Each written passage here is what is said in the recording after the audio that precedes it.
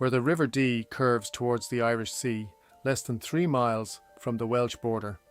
The sandstone ridge that would become Chester has commanded this crossing for 2,000 years, first fortified by Rome as Deva Victrix in 79 AD, then contested by Welsh kingdoms, Anglo-Saxon warlords and Norman conquerors.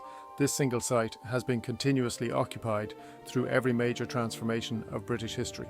This video uses artificial intelligence to reconstruct Chester's vanished landscapes from historical research.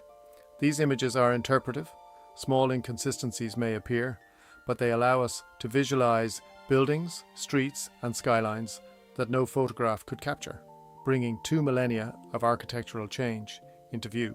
We begin with Roman legionaries raising timber ramparts beside the Dee. We follow the city through the centuries as those timber walls become stone, as Welsh princes yield to Anglo-Saxon expansion, as Norman earls fortify the border, as medieval merchants build the unique 2-tiered rows that still line the streets today. We witness the Civil War siege that nearly destroyed the city, the Georgian prosperity that rebuilt it, and the Victorian enthusiasm that both preserved and reimagined its medieval fabric. By the end, Chester's complete circuit of walls, the most intact in Britain, will have stood witness to the entire span of English urban history. The soldiers of Legio II Deva Victrix arrived in 79 AD with orders that reached beyond mere occupation. Under Emperor Vespasian, they came to establish not just another frontier post, but a fortress scaled for ambition. On the lands of the Celtic Corno VI, where the Dee curved through sandstone, they laid out Deva Victrix, a military city 20% larger than the legionary bases at York or Isisca Augusta. The scale itself declared intent. This was to be the capital of Britannia Superior, the northern province that would govern everything above Watling Street. London had the merchants and the Thames, but Deva Victrix held the Welsh frontier and the Irish Sea approaches. The fortress grid spread across 20 hectares, its limestone walls rising 6 metres, thick enough for rampart walks and interval towers every 100 paces. 4 gates punctured the defences at cardinal points, aligned with roads that would endure 2 millennia: Eastgate, Northgate, Watergate, Bridge Street. Inside, the garrison buildings followed the standard pattern, yet here everything ran larger. The Principia housed not just Legio II Deva Victrix, but prepared for their successors, Legio XX Val Deva Victrix, who would hold this ground for 3 centuries. Barracks stretched in ordered rows. Granaries stored grain against siege or winter. The amphitheatre, carved into the hillside beyond the walls, seated 8,000 to 10,000, the largest military arena in Britain. Legionaries drilled in its sand, practiced formation changes, watched executions and military displays under open sky. Around the fortress, civilians gathered as they always did where soldiers spent their pay. Merchants built timber shops, potters fired Samian ware, women followed the legions, some as wives despite regulations, others as traders or simply drawn by the coin that flowed through a garrison town. The civilian settlement spread along the approach roads close enough to profit, far enough to avoid military discipline. Temples rose to Minerva and Mithras. A shrine carved into the rock face of the quarry honoured the local goddess, Britain's only such shrine still visible in its original place. For 3 centuries, the fortress endured. Legionaries rotated through, some buried in the extramural cemeteries, some retiring to marry local women and farm the Cheshire Plain. By the late 4th century, the empire was contracting. Troops withdrew eastward to defend Gaul, then to protect Rome itself. Around 410, the last garrison marched out, yet the fortress did not empty. Romano-British families remained inside those limestone walls, veterans with land rights and nowhere else to go, using the defences against Irish raiders crossing the Dark Sea. The legions withdrew, but the city did not empty.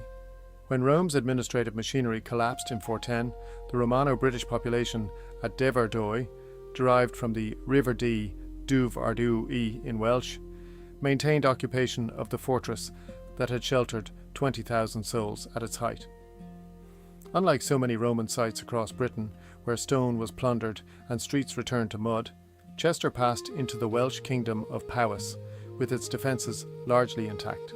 The Welsh called it Caer Legion, Fort of the Legion, a name that acknowledged what still stood, the amphitheatre's scarred oval, stretches of coursed masonry, the grid of streets worn smooth by generations of hobnailed boots. This was no romantic preservation. The population shrank, timber replaced tile, and local governance supplanted imperial law. Yet the settlement endured where others did not, anchored by the stone infrastructure Rome had left and the strategic value of the Dee crossing. For 2 centuries, Deva remained under Welsh rule, a fortified town on Powis's eastern frontier. Legend would later place King Arthur's 9th battle at this city of legions, though no contemporary source confirms it. What survives instead is architectural persistence. Sections of Roman wall repaired with rougher stone, foundations reused for timber halls, the legionary bathhouses vaults still standing when Augustine of Canterbury arrived in the late 6th century to hold his synod with Welsh bishops. That meeting failed to unite the churches. Within a generation, Anglo-Saxon armies would cross the border, and in 616 the Battle of Chester would end Welsh control. But for those 200 years between empire and conquest, Chester had demonstrated something rarer than military glory, the capacity to outlast the power that built it. The settlement that endured through the 5th and 6th centuries as Deva remained contested ground. In 616, A.T.H. Frith of Northumbria marched west with a force that would end Welsh dominion over the Dee crossing. The Battle of Chester proved brutal and decisive. Accounts suggest A.T.H. Frith's warriors first slaughtered monks from nearby Bangor who had come to pray for Welsh victory, then turned on the main army. By day's end, Welsh control of the region collapsed, never to return.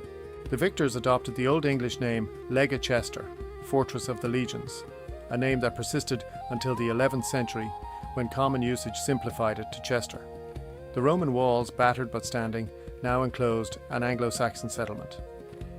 In 689, King H.L. Red of Mercia founded the Minster Church of St. John the Baptist, on a rise beyond the fortress, possibly on the site of an earlier Christian foundation. This became Chester's first cathedral, a signal that the old legionary base had transformed into a Saxon ecclesiastical centre. Danish raiders tested these defences repeatedly during the 9th century. The Anglo-Saxons strengthened the Roman circuit, raising the walls where they had crumbled, extending them where gaps appeared. When Vikings briefly occupied the settlement, Alfred the Great seized their cattle and laid waste to surrounding lands until they withdrew. Chester's strategic value remained clear to every ruler who surveyed the western approaches. In 907, Alfred's daughter A.T.H.L. Fled, Lady of the Mercians, undertook the city's most ambitious reconstruction. She built a new burh within and beyond the old Roman perimeter, founded St. Peter's Church at the crossroads that would become the medieval heart, and reinforced the defences that made Chester the anchor of Mercian power along the Welsh March. 66 years later, King Edgar of England held court in Chester. 6 tributary kings, rulers of Scotland, Strathclyde and Welsh kingdoms, rode the English monarch up the River Dee in ceremonial acknowledgement of his overlordship. The image endured in chronicle and memory. 6 kings at the oars, Chester the stage, for a display of unified sovereignty that few English cities could claim. If this journey through Chester's past resonates with you, consider becoming a channel member. Your support helps me keep rebuilding lost cities, frame by frame. For 5 years after Hastings, Chester remained beyond Norman reach.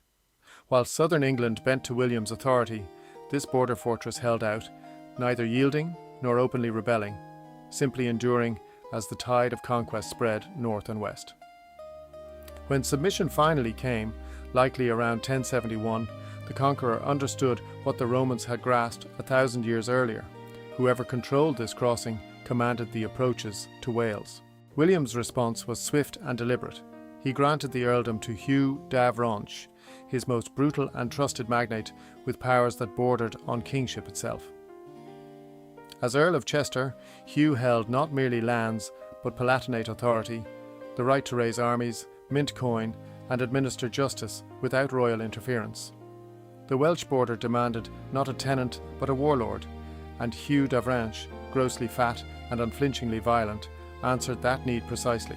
The castle rose on high ground south of the river, its timber palisades soon replaced by stone. The Agricola Tower, named for the Roman governor who first fortified this site, anchored defences that faced two directions, towards the Welsh hills and towards the English town itself. Chester had resisted. Chester would be dominated. The castle's placement left no ambiguity about who ruled here now. Yet the city adapted, as it always had. By the 13th century, a remarkable architectural innovation emerged along the four main streets within the walls. The rows, two-tiered galleries where merchants traded at street level, whilst others conducted business on covered walkways above, appeared nowhere else in Britain, possibly nowhere else in the world. Whether built atop Roman rubble or designed to maximise scarce frontage along narrow medieval streets, they transformed Chester into a vertical marketplace, commerce stacked upon commerce within the ancient circuit. From the 14th century onwards, the city's regional dominance earned it another name entirely. To distinguish it from other Chesters scattered across the north, travellers and merchants called it Westchester, the western fortress town, a designation that persisted for 400 years. The sandstone walls, now repaired and extended, enclosed a thriving community where Norman stone and English timber pressed against Roman foundations, each layer bearing witness to conquest, resistance, and the stubborn continuity of urban life. The city that had endured siege and conquest for 15 centuries received formal recognition in 1541, when Henry VIII granted full city status alongside creation of the Diocese of Chester. This administrative elevation confirmed what geography had already established: a regional capital commanding trade routes between England and Wales, its jurisdiction now independent of Cheshire's sheriff since 1506. Yet within a century, both river and war would rewrite Chester's fortune. When civil war fractured England in 1642, Chester's merchants and guilds declared for King Charles I.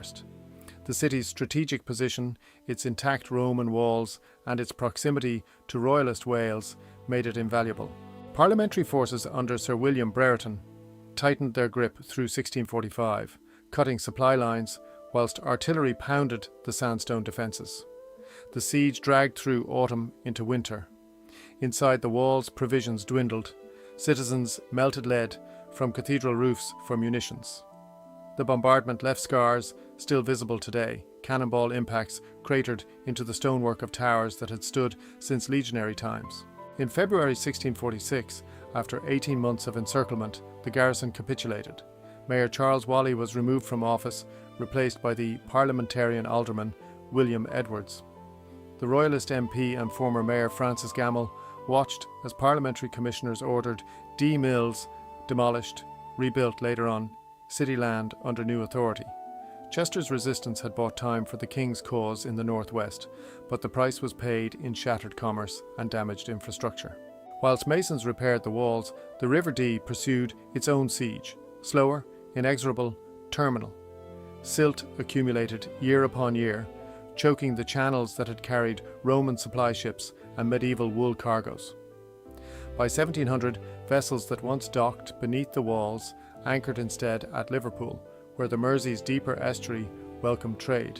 Chester's unique two-tiered rows reached their definitive form during these centuries, but the maritime economy that had sustained the city for 1700 years migrated 30 miles north, leaving Chester intact, prosperous in regional terms, yet diminished from the major port it had been.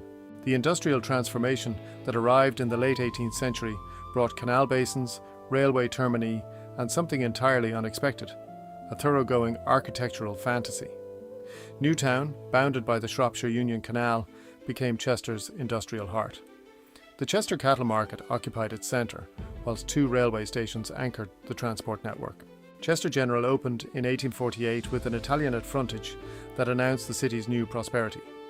27 years later, Northgate Station joined it, completing the rail infrastructure that carried goods and passengers across the northwest. By 1841, the population had reached 23,000, a figure sustained by the employment these developments provided. Not all progress unfolded smoothly. In 1847, disaster arrived on a Tuesday afternoon when a cast iron bridge across the Day collapsed beneath a passenger train. 5 people died. The structure had been designed by Robert Stephenson, son of the railway pioneer, using cast iron beams of inadequate depth. The tragedy sparked a Royal Commission inquiry and national review of bridge construction. The lesson was immediate. Cast iron's compressive strength could not be assumed for tensile applications. Engineering practice shifted within months. Yet the most consequential transformation was visual rather than structural. Under the patronage of the 7th Duke of Westminster, architect John Douglas was employed to redesign much of central Chester. What emerged was a cityscape that appeared medieval but was overwhelmingly Victorian. The black and white half-timbered buildings lining Eastgate Street, Bridge Street and Watergate Street date almost entirely from this period. Architectural historian Nicolaus Pevsner would later note the revelation with characteristic precision. Chester's supposed medieval townscape was largely a 19th century invention, a deliberate exercise in nostalgic reconstruction. Douglas designed the Grosvenor Hotel, the city baths, and dozens of commercial and residential buildings, each adorned with his signature twisted chimney stacks that spiral skyward across the city centre. Every property on the Westminster estate was marked with grey diamonds, grey bricks woven into red brickwork in diamond formation, a territorial signature visible to this day. In 1869, the Gothic Revival Town Hall opened, its tower and short spire completing the reimagined medieval skyline. Douglas's protege, James Strong, continued the style into the 20th century, designing the fire station on Northgate Street in 1911. The Victorian transformation succeeded because it understood what Chester had become, a border city whose genuine medieval fabric had deteriorated or disappeared, leaving a framework onto which a romanticised past could be projected. The result was neither restoration nor forgery, but reinvention. Douglas created not what Chester had been, but what Victorian sensibility believed a historic border fortress should look like. The irony remains legible. The city, celebrated for its medieval character, wears a costume tailored in the reign of Victoria, stitched with considerable skill onto the genuine Roman and Norman foundations beneath. The housing shortage that followed the Second World War pushed Chester outwards. Blacken and other suburban estates spread across farmland through the 1950s and 60s, whilst a 1964 bypass carved through the centre for motor traffic. Yet where other cities demolished, Chester chose memory. Donald Insall's 1968 report established conservation as policy, and the city conservation area designated the following year protected what remained. The complete circuit of medieval walls still stands. The rows still shelter commerce at 2 levels, as they have done for 7 centuries. The amphitheatre lies exposed where 20,000 once watched.